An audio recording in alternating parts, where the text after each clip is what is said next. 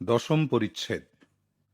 মোদীয় গুরুদেব স্বামী শ্রী যুক্তেশ্বরের দর্শন লাভ।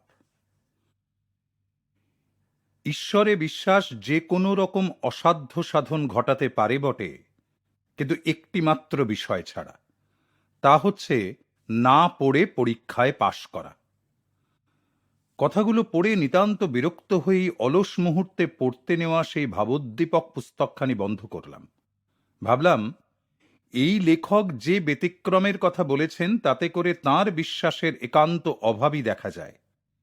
বেচারার রাত জেগে পড়া তৈরির উপরেই যথেষ্ট ভরসা আছে দেখছি। পিতার কাছে প্রতিশ্রুত ছিলাম যে আমি মাধ্যমিকের পড়া শেষ করব। আমি যে পরিশ্রমী ছিলাম তা বলতে পারিনি। মাসের পর মাস ক্লাস ঘরের চেয়ে কলকাতার স্নানের ঘাটে কোনো নির্জন স্থানেই আমায় বেশি দেখতে পাওয়া যেত।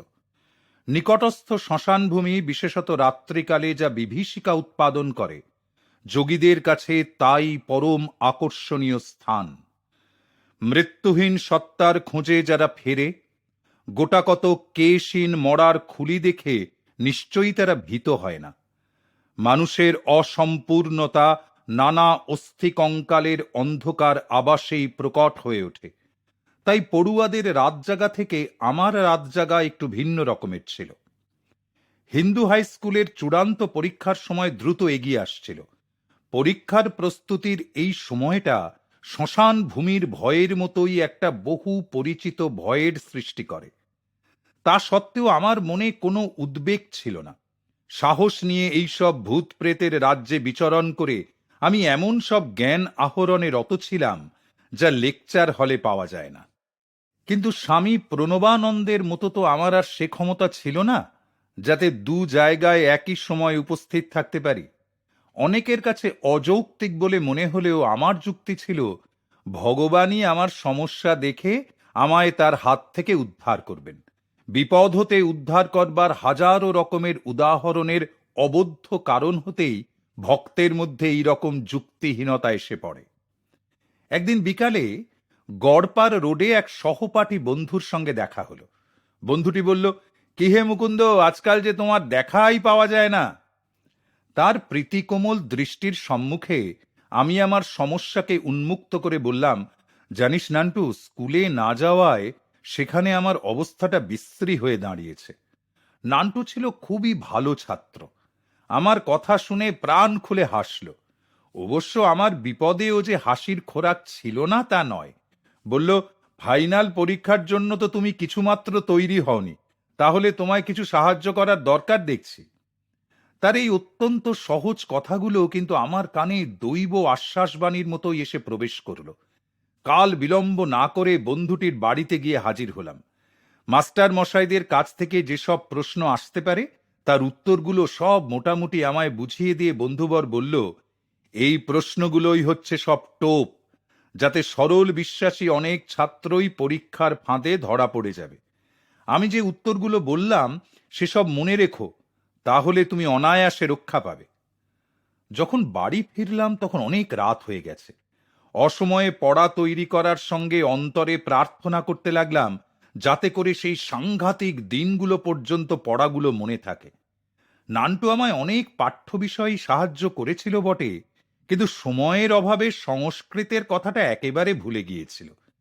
কাতর প্রাণে আমি ভগবানের কাছে এই মারাত্মক ভুলের কথাটাও নিবেদন করে রাখলাম। যাক, তার পরদিন তো সকালবেলায় রাস্তায় একটু বেড়াতে বেরিয়ে পড়লাম, পায়চারি করতে করতে আমার নবলব্ধ বিদ্যা সব পরিপাক করার জন্য। গলিপথে চলতে চলতে হঠাৎ নজর পড়ল, রাস্তার একটা কোণে কতকগুলো আগাছার ওপর খান কতক ছাপা কাগজ পড়ে রয়েছে। কৌতূহলের বশবর্তী হয়ে সেগুলো তুলে নিতেই দেখা গেল তাতে সব সংস্কৃত শ্লোক ছাপা রয়েছে। আমার কল্পিত ভ্রান্ত অর্থ শুধরে নেবার জন্য এক সংস্কৃতজ্ঞ পণ্ডিতের কাছে গিয়ে হাজির হলাম। গম্ভীর উদাত্ত স্বরে সেই প্রাচীন শ্লোকগুলির সুমধুর আবৃত্তি শেষ করার পর তিনি সেগুলোকে সন্দিগ্ধ স্বরে বাতিল করার ভঙ্গিতে বললেন, কিন্তু এই অসাধারণ শ্লোকগুলো তো তোমার সংস্কৃত পরীক্ষায় কোনো কাজে আসবে বলে মনে হয় না। ওই বিশেষ শ্লোকগুলোর ব্যাখ্যা বেশ ভালোভাবে হৃদয়ঙ্গম করা থাকাতে পরের দিন সংস্কৃত পরীক্ষায় উত্তীর্ণ হতে আমার খুবই সুবিধা হয়েছিল। নান্টুর সাহায্য থেকে অন্যান্য বিষয়েও আমি পাশ মার্ক পেয়ে গেলাম। মাধ্যমিকের পড়া শেষ করে কথা রেখেছি দেখে বাবাও অত্যন্ত খুশি হলেন। আমার অন্তরের গভীর কৃতজ্ঞতা ঈশ্বরের চরণে নিবেদন করলাম। একমাত্র যাঁর কৃপা বলে আমি নান্টুর সাক্ষাৎ পেয়েছিলাম, আর পরিত্যক্ত গলিতে জঞ্জালের উপর পড়ে থাকা সেই সংস্কৃত শ্লোক ছাপা কাগজের পাতাগুলো কুড়িয়ে পেয়েছিলাম। লীলাচ্ছলে তিনি ঠিক সময় মতো আমায় দুবার সাহায্য পাঠালেন বিপদ হতে উদ্ধার পাবার জন্য।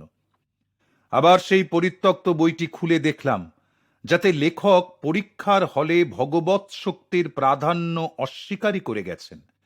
মনে মনে হাসি সংবরণ করতে পারলাম না, এই ভেবে যে যদি লেখক মহাপ্রভুকে বলি শ্মশানে বসে ঈশ্বরের ধ্যানই হচ্ছে স্কুলের পরীক্ষায় পাশ করবার সহজ পথ, তা শুনে তো বেচারার মাথা একেবারে গোলমাল হয়ে যাবে।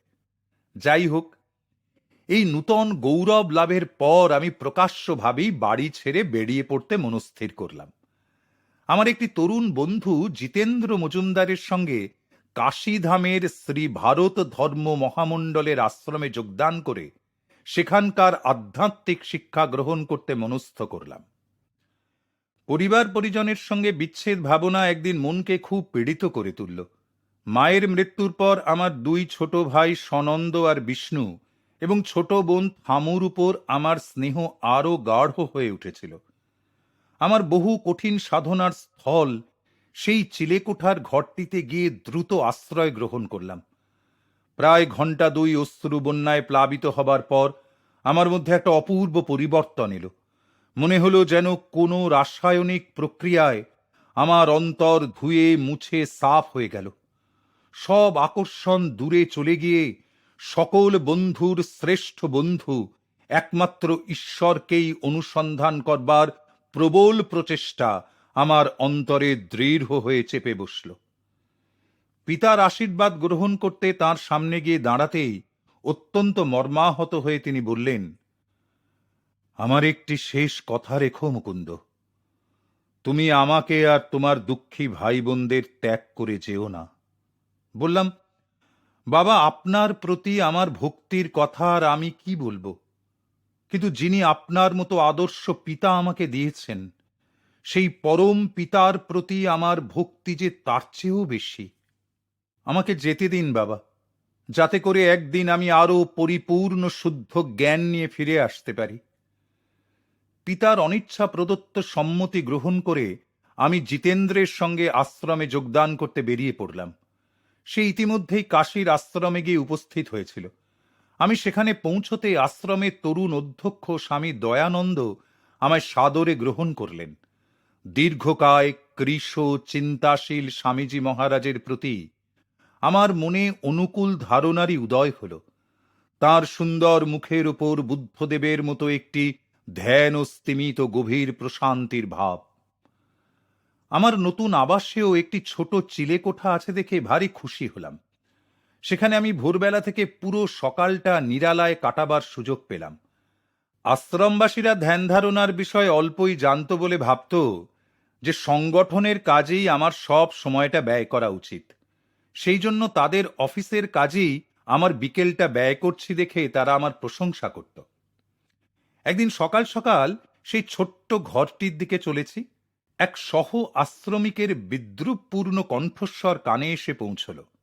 ওহে, ভগবানকে এত জলদি পাকড়াতে চেষ্টা করো না। স্বামী দয়ানন্দের কাছে গেলাম। দেখি যে তিনি গঙ্গার ধারে তাঁর ছোট ঘরটিতে অত্যন্ত কর্মব্যস্ত। বললাম, স্বামীজি, আমি এখানে যে কি কাজে লাগবো তা বুঝতে পারছি না। আমি চাই ঈশ্বরের সাক্ষাৎ অনুভূতি লাভ। তাকে ছাড়া কোনো সঙ্গ, ধর্ম, মত বা সদাচরণ এসব কিছুতেই আমি সন্তুষ্ট নই। গেরুয়া বসন পরিহিত সেই সন্ন্যাসীটি সস্নেহে আমায় শুধু একটু মৃদু চপেটাঘাত করলেন।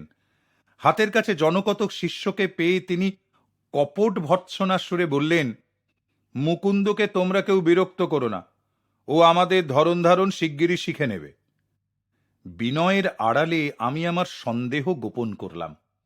তিরস্কার লাভ করে আদৌ অপ্রতিভ না হয়ে শিষ্যেরা সব ঘর ছেড়ে চলে গেল। দয়ানন্দজির আমাকে আরো কিছু বলবার বাকি ছিল। বললেন, মুকুন্দ, দেখছি তোমার বাবা তোমায় বেশ নিয়মিত টাকা পাঠাচ্ছেন। টাকা তাকে ফিরিয়ে দিও।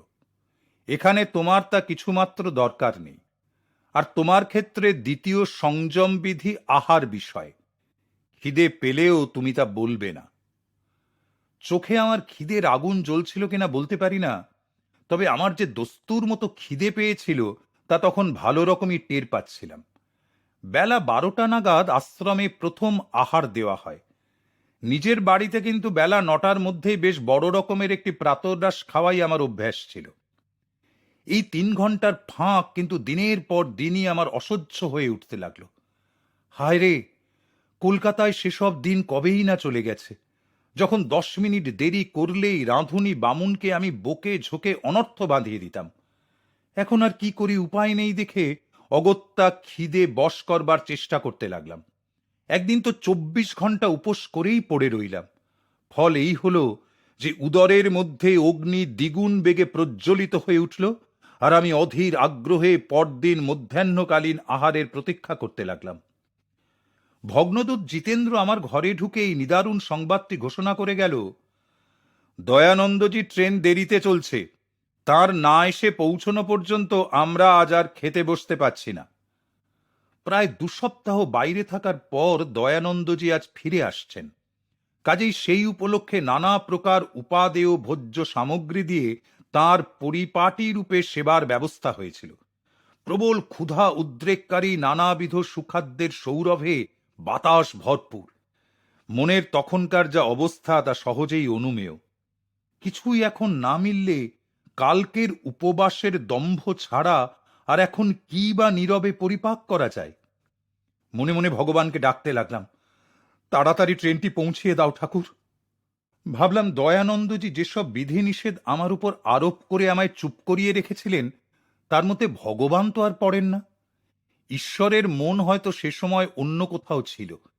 যাই হোক, ঘড়িতে অত্যন্ত মন্থর গতিতেই যেন ঘন্টার পর ঘন্টাগুলো কেটে যেতে লাগলো। স্বামীজি যখন আশ্রমে এসে প্রবেশ করলেন তখন সন্ধ্যা নামছে। অকৃত্রিম আনন্দেই তখন আমি তাকে অভ্যর্থনা করলাম। জিতেন্দ্র একটা মূর্তিমান দুর্গ্রহের মতো উদয় হয়ে এসে বলল, এখনো খাবার দেরি আছে হে। দয়ানন্দজি এখন স্নান করবেন, ধ্যানে বসবেন, তারপর ধ্যান থেকে উঠবার পর আমরা সব খেতে বসব। আমার তো নাড়ি ছেড়ে যাবার উপক্রম। এ ধরনের ক্লেশে অনভ্যস্ত আমার তরুণ উদর ক্ষুধার দারুণ দংশন যন্ত্রণায় ক্লিষ্ট হয়ে প্রবল আপত্তি জানাতে লাগল। দুর্ভিক্ষ প্রপীড়িত লোকেদের কঙ্কালসার মূর্তির ছবি আমার চোখের সামনে দিয়ে যেন ছায়া মূর্তির মতো ভেসে যেতে লাগল। ভাবলাম, কাশীতে অনাহারে আরেকটি মৃত্যু এই আশ্রমে এখনই ঘটল বলে। যাক, রাত 9টা নাগাদ আসন্ন ওই দণ্ড হতে অব্যাহতি পেলাম, আহারের জন্য অমিয় মধুর আহ্বানে। আহা, কি অমৃত বর্ষী সেই আহ্বান! স্মৃতিপটে সে রাত্রের ভোজটি জীবনের একটি স্মরণীয় মুহূর্ত রূপে অঙ্কিত হয়ে আছে। ভোজে গভীর মনোযোগ দেওয়া সত্ত্বেও আমি লক্ষ্য করে দেখলাম যে দয়ানন্দজি অন্যমনস্কভাবে আহার করে চলেছেন। বেশ বোঝা গেল তিনি আমার স্থূল ভোজনানন্দের ঊর্ধ্বে। পরিপূর্ণ ভোজন সুখের পর স্বামীজির পড়বার ঘরে গিয়ে উপস্থিত হলাম। সেখানে তিনি একলাই ছিলেন। জিজ্ঞাসা করলাম, স্বামীজি, আপনার কি আজ খিদে ছিল না? বললেন, হ্যাঁ, নিশ্চয়ই ছিল বই কি। গত 4 দিন তো আমার কোনো রকম দানা পানি জোটেনি। তাছাড়া তুমি তো জানো, ট্রেনে আমি কখনো আহার করি না। সেখানকার হাওয়া সংসারী লোকেদের নানা কামনা বাসনায় দূষিত। আমাদের সম্প্রদায়ের সন্ন্যাসীদের শাস্ত্রীয় বিধিনিষেধ সব আমি কঠিনভাবেই মেনে চলি। আমাদের আশ্রমের সাংগঠনিক কাজের কতকগুলো জটিল বিষয় মনকে চিন্তিত করে তুলেছে। তাই আজকে আশ্রমের ভোজে আর মন দিতে পারিনি। তাছাড়া তাড়াতাড়ি বা কিসের হে, কালকেই না হয় পরিপাটি রূপে ভোজনে মন দেওয়া যাবে, কি বলো? এই বলে তিনি উচ্ছ্বসিত হয়ে হেসে উঠলেন। লজ্জায় শ্বাসরুদ্ধ হবার উপক্রম হয়েছিল, কিন্তু কালকের কষ্টের কথা তো আর ভুলবার নয়। তাই সাহস সঞ্চয় করে বলে ফেললাম, স্বামীজি, আমি তো আপনার উপদেশ ঠিক বুঝতে পারছি না। ধরুন, আপনার উপদেশ পালন করতে গিয়ে খাবার যদি না চাই, অথবা কেউ যদি কিছু খেতেই না দেয়, তাহলে তো অনাহারে একেবারে মরেই যাব। মরো তাহলে। এই নিদারুণ বাক্যে বায়ুমণ্ডল বিদীর্ণ করে স্বামীজি বললেন, মরতে যদি হয় তো মরো মুকুন্দ। এ কথা কখনো মনে ঠাঁই দিও না যে তুমি কেবল খাওয়ার জোরেই বেঁচে আছো, ঈশ্বরের শক্তিতে নয়। যিনি সকল রকম পুষ্টির স্রষ্টা, যিনি আমাদের ক্ষুধা দিয়েছেন, তিনি অবশ্যই দেখবেন যাতে তার ভক্তের প্রাণ রক্ষা হয়। মনেও করো না যে অন্যই তোমায় বাঁচিয়ে রাখে বা টাকা করি অথবা লোকজনই তোমায় রক্ষা করে। ভগবান যদি তোমার প্রাণ বায়ুটুকু টেনে নেন, তাহলে কি তারা আর তোমায় রক্ষা করতে পারবে? তারা হচ্ছে তার যন্ত্র মাত্র। তোমার উদরে যে অন্ন পরিপাক হয়, তাতে তোমার নিজের কোনো কৃতিত্ব আছে বলে মনে করো নাকি? মুকুন্দ, তুমি তোমার বুদ্ধি বিচারের তরবারি ধরো, কর্তৃত্ব বুদ্ধির শৃঙ্খল কেটে ফেলো, আর সেই পরম কারণকে অনুভব করতে চেষ্টা করো। তার এই সুতীক্ষ্ণ মন্তব্য আমার মজ্জার গভীরে গিয়ে প্রবেশ করল। বহুকালের ভ্রান্তি যাতে করে দেহের দাবি আত্মাকে ছাপিয়ে চলে, তার আজ নিরসন ঘটল। সেই ক্ষণে, সেই মুহূর্তেই আমি আত্মার সর্বার্থ সিদ্ধি উপলব্ধি করলাম। পরবর্তী জীবনে অবিরাম ভ্রমণকালে কত অপরিচিত শহরে, কাশীর আশ্রমে প্রাপ্ত এই উপদেশের উপযোগিতা প্রমাণ করতে কত উপলক্ষ যে এসে উপস্থিত হয়েছিল, তার কি বলবো। কলকাতা থেকে একটিমাত্র সম্পত্তি যা সঙ্গে করে এনেছিলাম, তা হচ্ছে মায়ের দেওয়া সাধুর সেই রূপোর মাদুলিটি। বহু বৎসর সেটিকে সযত্নে রক্ষা করে এসেছি। এখন আশ্রমে এসে সেটিকে অত্যন্ত সতর্কতার সঙ্গে আমার আশ্রমের ঘরে লুকিয়ে রাখলাম। কবচটির অলৌকিকতার কথা স্মরণ করে সেটিকে দেখে আনন্দ লাভের জন্যে একদিন সকালবেলায় চাবি দিয়ে বাক্সটি খুলে ফেললাম। সিল করা আধারটি কেউই ছোঁয়নি। কিন্তু কি আশ্চর্য, কবচটি তার ভিতর থেকে একেবারে উধাও হয়ে গেছে। অত্যন্ত ক্ষুব্ধ হৃদয়ে তার খামটা ছিঁড়ে ফেলে দেখলাম, সত্যি কবচটি আর নেই। সাধুটির ভবিষ্যৎবাণী অনুসারে যে শূন্য থেকে সেটা এসেছিল, সেই শূন্যেতেই সেটা বিলীন হয়ে গেছে। দয়ানন্দজির শিষ্যবর্গের সঙ্গে আমার সম্বন্ধ ক্রমশই আরো অপ্রীতিকর হয়ে উঠতে লাগলো। কারোর সঙ্গে মিশতাম না বলে সমস্ত আশ্রমিকরা আমায় এড়িয়ে চলত। যে আদর্শে উদ্বুদ্ধ হয়ে সমস্ত পার্থিব আশা আকাঙ্ক্ষা দূরে ফেলে রেখে গৃহত্যাগ করে চলে এসেছি, তার ধ্যানে আমার গভীর নিষ্ঠা কিন্তু চারিদিক থেকে লঘু সমালোচনায় সৃষ্টি করেছিল। দারুণ অধ্যাত্ম যন্ত্রণায় ক্ষতবিক্ষত হয়ে একদিন সকালবেলায় সেই চিলেকোঠার ঘরটিতে প্রবেশ করলাম। প্রতিজ্ঞা করলাম, যতক্ষণ না কোনো নিশ্চিত উত্তর পাই ততক্ষণ প্রার্থনা চালিয়ে যাব। বললাম, করুণাময়ী মা আমার, হয় তুমি স্বপ্নে আমাকে শিক্ষা দাও, না হলে কোনো সদ্গুরু পাঠিয়ে আমায় দীক্ষা দাও। ঘন্টার পর ঘন্টা কেটে যেতে লাগলো। কত কাঁদলাম, তবুও তার কোনো সাড়া পেলাম না। হঠাৎ মনে হলো যেন আমি অসীম শূন্যে ভেসে চলেছি।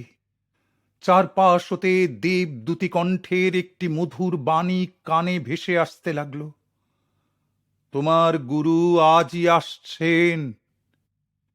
একটা নির্দিষ্ট জায়গা থেকে আসা এক জোর আওয়াজে এই অতীন্দ্রিয় অনুভূতিকে একেবারে ছিন্ন বিচ্ছিন্ন করে দিল। নিচে রান্নাঘর থেকে একটি ছোকরা পূজারী, ডাকনাম তার হাবু, সে আমায় ডাকছে, মুকুন্দ, অনেক ধ্যান হয়েছে, তোমায় এক জায়গায় এক্ষুনি যেতে হবে। অন্য দিন হলে হয়তো একটা কড়া গোছের উত্তরও দিতাম। আজ আর কিন্তু সেসব কিছুই না করে অশ্রুস্ফীত মুখ মুছে ফেলে অত্যন্ত নিরীহভাবে হুকুম তামিল করলাম। হাবু আর আমি বেরিয়ে পড়লাম। একটু দূরে কাশীর বাঙালি টোলার ভিতর একটা বাজারের দিকে। বাজারে কেনাকাটা করবার সময় অকরুণ সূর্যদেব তখনও মধ্য গগনে আরোহণ করেননি। আমরা তখন গৃহস্থ স্ত্রীলোক, পাণ্ডা, পুরোহিত, থানপরা বিধবা, গম্ভীর স্বভাব ব্রাহ্মণ আর সর্বত্র বিচরণশীল ধর্মের ষাঁড়ের বিচিত্র সমাবেশের ভিতর দিয়ে পথ করে এগোতে লাগলাম। হাবু আর আমি চলতে চলতে একটা অজানা সরু গলির দিকে তাকাতে গিয়ে দেখি গলির শেষ প্রান্তে গেরুয়া কাপড় পরা দিব্য মূর্তি এক সন্ন্যাসী নিশ্চলভাবে দাঁড়িয়ে রয়েছেন। দেখা মাত্রই মনে হলো যেন কত যুগ যুগান্তের পরিচয় তাঁর সঙ্গে। ক্ষণেকের জন্য আমার তৃষিত দৃষ্টি তাঁর উপর আবদ্ধ হল। পরক্ষণেই একটা সন্দেহ মনে এসে উপস্থিত হল। মনকে বোঝালাম, মন, এই পরিব্রাজক সন্ন্যাসীটিকে তোমার পরিচিত কোনো লোকের সঙ্গে মিশিয়ে ফেলছ? ওসব কিছু নয়, স্বপ্নবিলাসী। এগিয়ে চলো। মিনিট 10 পরে পা দুটো কেমন যেন অসাড় হয়ে এলো। মনে হলো যেন তা পাথর হয়ে গেছে, আর এক পাও আমাকে টেনে নিতে অক্ষম। অতি কষ্টে ঘুরে দাঁড়াতেই আশ্চর্য, তক্ষুনি পা দুটো আবার স্বাভাবিক অবস্থা ফিরে পেল। বিপরীত দিকে মুখ ঘুরিয়ে দাঁড়াতেই অদ্ভুতভাবে আবার তা ভারী হয়ে গেল। সাধুটি আমায় কোনো আকর্ষণ শক্তির বলে নিজের দিকে টানছেন, এই ভেবে আমি হাবুর হাতে জিনিসপত্রগুলো সমর্পণ করলাম। হাবু অবাক হয়ে আমার এলোমেলোভাবে পা ফেলা দেখছিল। এখন হো হো করে হেসে উঠল। তারপর জিজ্ঞাসা করল, তোমার কি হয়েছে বলো তো?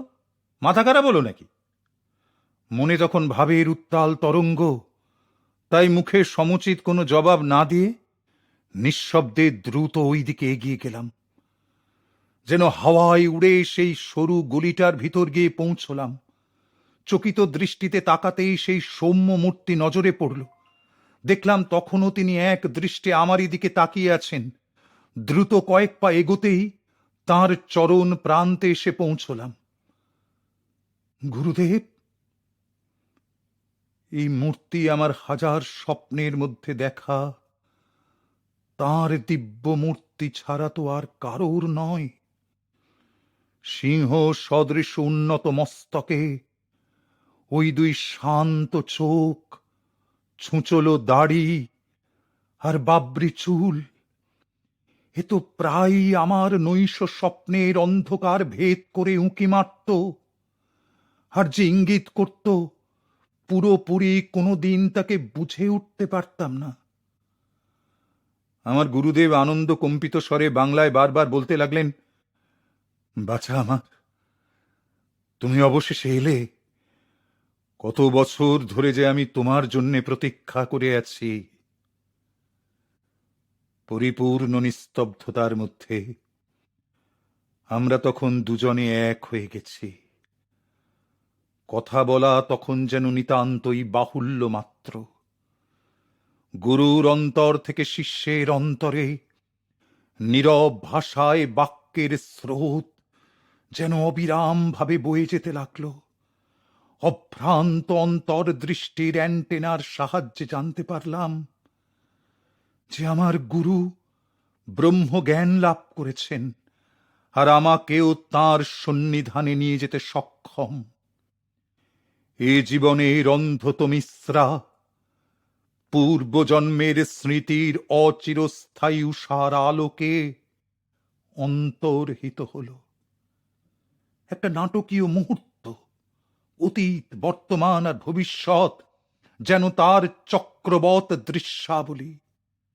ওই চরণ যুগলে যেন আমার এই প্রথম প্রণতি নয়। আমার হাত ধরে তিনি কাশীর রানামহলে তাঁর বাসা বাড়িতে আমায় নিয়ে চললেন। তাঁর দেহ বলিষ্ঠ, সুগঠিত। দৃঢ় পদক্ষেপে তিনি অগ্রসর হলেন। সেই সময় তাঁর বয়স প্রায় 55 বছর। তাঁর দীর্ঘ ঋজু দেহ যুবকের ন্যায় সতেজ ও কর্মঠ। বড় বড় কালো সুন্দর দুটি চোখ যেন অসীম জ্ঞানের জ্যোতিতে সমুজ্জ্বল। ঈষৎ কুঞ্চিত কেশ তাঁর দৃঢ়তা ব্যঞ্জক মুখে কোমলতা এনে দিয়েছিল। শক্তির সঙ্গে সে যেন স্নিগ্ধ পেলবতার এক মৃদু সংমিশ্রণ। বাড়িটি গঙ্গার ধারে। দোতলার পাথরের বারান্দায় গিয়ে বসতে সস্নেহে তিনি আমায় বললেন, দেখো, আমার আশ্রম আর অন্য যা কিছু আছে সবই তোমায় দিয়ে দেব, বুঝলে? বললাম, প্রভু, আমি এসেছি জ্ঞান লাভ আর ঈশ্বর উপলব্ধির আশায়। আপনার ওইসব ঐশ্বর্যগুলির ওপরেই আমার লোভ, অন্য কিছুতে নয়। দ্রুত ক্ষীয়মান গোধূলির আলো ক্রমশই স্তিমিত হয়ে আসতে লাগল। গুরুদেবের নয়নে অতল গভীর কোমলতা। স্নেহমধুর কণ্ঠে তিনি আমায় বললেন, তোমাকে আমি আমার নিঃস্বার্থ ভালোবাসা দিলাম। অমিয় মধুর অমূল্য সে বাণী। 25 বছর পরে আবার তার এই রকম স্নেহের আরেকটি বাচনিক প্রমাণ পেয়েছিলাম। তার ওষ্ঠে কদাচিৎ আকুলতা প্রকাশ পায়। নীরবতাই তার সমুদ্র সম হৃদয়ের উপযুক্ত। শিশুর ন্যায় সরল বিশ্বাসে তিনি আমায় জিজ্ঞাসা করলেন, তুমিও কি আমায় ওই রকমই ভালোবাসা দিতে পারবে? বললাম, গুরুদেব, চিরকালই আমি আপনাকে ভক্তি করব। নম্রমধুর স্বরে তিনি বললেন, সাধারণ ভালোবাসা স্বার্থময়। কামনা বাসনা পরিতৃপ্তির গাঢ় অন্ধকারের ভিতরই এর মূল দৃঢ় হয়ে থাকে। স্বর্গীয় ভালোবাসা প্রতিদান চায় না, তা সীমাহীন, তার কোনো পরিবর্তন নেই। অনাবিল প্রেমের পরশমণির ছোঁয়ায় মানব মনের আবিলতা চিরতরে দূর হয়ে যায়। আর দেখো, কখনো যদি তুমি আমায় ভগবদ বিচ্যুত হতে দেখো, তাহলে প্রতিজ্ঞা করো যে আমার মাথা তোমার কোলে নিয়ে আমাদের উভয়ের প্রেমের ঠাকুরের কাছে আমাকে ফিরিয়ে আনতে চেষ্টা করবে। তারপর সেই ঘনায়মান অন্ধকারের মধ্যে তিনি উঠে পড়লেন এবং আমায় ভিতরের একটি ঘরের মধ্যে নিয়ে গেলেন। বাদামের তক্তি, আম ইত্যাদি খাওয়ার সঙ্গে সঙ্গে কথাবার্তার ভিতর দিয়ে আমার অজ্ঞাতসারে তিনি আমার প্রকৃতির অন্তরঙ্গ ভাব প্রকাশ করে দিলেন। অন্তরের বিনয় নম্র ভাবের সঙ্গে তাঁর জ্ঞানের বিরাট ঐশ্বর্য দেখে আমি বিস্ময়ে স্তম্ভিত হয়ে গেলাম। বললেন, কবচের জন্য দুঃখ করো না, তার কাজ ফুরিয়ে গেছে, তাই সে চলে গেছে। আমার সারা জীবনের প্রতিচ্ছায়া আমার গুরুদেব যেন তার মনের দিব্য আয়নায় প্রতিবিম্বিত হতে দেখলেন। আপনার উপস্থিতির জীবন্ত সত্যের আনন্দ যে কোনো অলিক প্রতীকের চেয়েও বেশি। আশ্রমে তুমি এখন খুবই অস্বস্তিতে আছো দেখছি, কাজেই এখন তোমার তা বদলানো দরকার। আমার জীবনের কোনো বিষয়ের কোনো উল্লেখই আমি করিনি, তা এখন নিতান্তই বাহুল্য বলে বোধ হলো। তাঁর নিতান্ত সহজ সরল আর অত্যন্ত সাধারণভাবে কথা বলার ধরনে বুঝলাম, অলোক দৃষ্টির ক্ষমতা দেখিয়ে কাউকে তিনি চমক লাগিয়ে দিতে চান না। তারপর বললেন, তোমার কলকাতায় ফিরে যাওয়া উচিত। তোমার আত্মীয় স্বজনদেরই বা তোমার বিশ্বপ্রেম হতে বঞ্চিত করবে কেন বলো? তাঁর এই কথাতেই আমার মনে কিন্তু ভয় এলো। আমার পরিবারবর্গ কলকাতায় ফিরে আসবার জন্যে আমায় অনবরত তাগিদ দিচ্ছিলেন। চিঠিতে তাঁদের বহুবিধ উপরোধ অনুরোধের আমি এ পর্যন্ত কোনো রকম উত্তরই দিইনি। অনন্তদা টিপ্পনী কেটে বলেছিলেন, নবীন পাখি আধ্যাত্মিক আকাশে এখন বিচরণ করুক, সেখানকার ভারী হাওয়ায় তার ডানা শিগগিরই শ্রান্ত হয়ে পড়বে, আর আমরা এও দেখব যে সে নীড়ের দিকে দ্রুত ফিরে আসবে আর পাখাটি গুটিয়ে আবার সে সংসারের দাঁড়ে ঠিক এসে বসবে। এইরকম দারুণভাবে মন দমিয়ে দেওয়া উপমা আমার মনে বরাবরই জাগ্রত ছিল। তাই কলকাতার দিকে আর ঝাঁপিয়ে পড়ব না বলে মনে মনে স্থির করেছিলাম। বললাম, প্রভু, বাড়ির দিকে আমি আর ফিরছি না, কিন্তু আপনি যেখানে বলবেন সেখানেই যাব, আর আপনার নাম ঠিকানাটা একটু দয়া করে আমায় দিন। স্বামী শ্রী যুক্তেশ্বর গিরি, প্রধান আশ্রম, রায়ঘাট লেন, শ্রীরামপুর। এখানে দিন কতকের জন্য মাকে দেখতে এসেছি। ভক্তের সঙ্গে ভগবানের গূঢ় লীলার পরিচয় পেয়ে আমি আশ্চর্য হয়ে গেলাম। কলকাতা হতে শ্রীরামপুর মাত্র 12 মাইল দূরে, অথচ ওই অঞ্চলে আমি আমার গুরুর দেখা মুহূর্তের জন্যও পাইনি। আমাদের মিলনের জন্য আমাকে লাহিড়ী মহাশয়ের পুণ্য স্মৃতি বিজড়িত প্রাচীন কাশীধাম পর্যন্ত দৌড়তে হলো। অবশ্য এখানকার মাটিও বুদ্ধ, শঙ্করাচার্য ও অন্যান্য যোগী মহাপুরুষদের পদরজঃপুত। তোমায় ঠিক 4 সপ্তাহের মধ্যে আমার কাছে আসতেই হবে। এই প্রথম শ্রী যুক্তেশ্বর গিরিজির কণ্ঠস্বরে কাঠিন্য প্রকাশ পেল। বললেন, আমার চিরন্তন স্নেহ আর তোমায় খুঁজে পেয়ে আমার কত যে আনন্দ হয়েছে তা মুখ ফুটে বললাম। এখন তুমি আমার অনুরোধ ইচ্ছে হলে উপেক্ষা করতে পারো। এরপর দেখা হলে তোমায় আমার আগ্রহ আবার জাগিয়ে তুলতে হবে। সহজে কিন্তু তোমায় আমি শিষ্য বলে গ্রহণ করছি না। আমার কঠোর শিক্ষার কাছে সম্পূর্ণ বাধ্যতা স্বীকার করে তোমায় পরিপূর্ণভাবে আমার কাছে আত্মসমর্পণ করতে হবে। তবুও আমি নিজের গোঁ ধরে চুপ করে বসেই রইলাম। গুরুদেব অবশ্য সহজেই আমার মুশকিল বুঝতে পেরে বললেন, তোমার মনে বুঝি ভয় হচ্ছে, তোমার আত্মীয় স্বজনেরা তোমায় ঠাট্টা করবেন। আমি বাড়ি যাব না। ঠিক 30 দিনের মধ্যে তোমায় ফিরতেই হবে। কখনোই না। এই বলে ভক্তি ভরে তাঁর চরণে প্রণাম করে মতপার্থক্যের চাপ না কাটতেই প্রস্থান করলাম। মাঝরাতের নিষ্প্রভ অন্ধকারে আশ্রমের দিকে চলতে চলতে ভেবে আশ্চর্য হলাম, আমাদের এই অলৌকিক সাক্ষাতের কেন এরকম বিসদৃশ পরিণতি ঘটল। মায়ার তুলাদণ্ডে সুখের সঙ্গে সমানভাবে আসে দুঃখ। আমার কিশোর হৃদয় তখনও বোধহয় আমার গুরুদেবের হাতে গড়ে তুলবার মতো উপযুক্ত নমনীয় হয়ে ওঠেনি।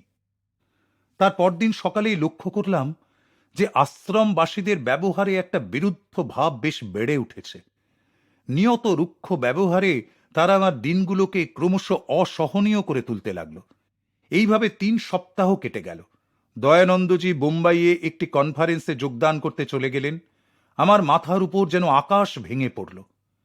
একদিন কানে এসে পৌঁছল, মুকুন্দ একটি গলগ্রহ, দিব্যি আরামে আশ্রমে আছে, প্রতিদানে কিছুই দেবার নামটি পর্যন্ত নেই। ওই শুনে আমি সেই প্রথম অনুতাপ করতে লাগলাম এই কথা ভেবে যে কেন আমি পিতার কাছে টাকা ফেরত দেবার অনুরোধ রাখতে গিয়েছিলাম।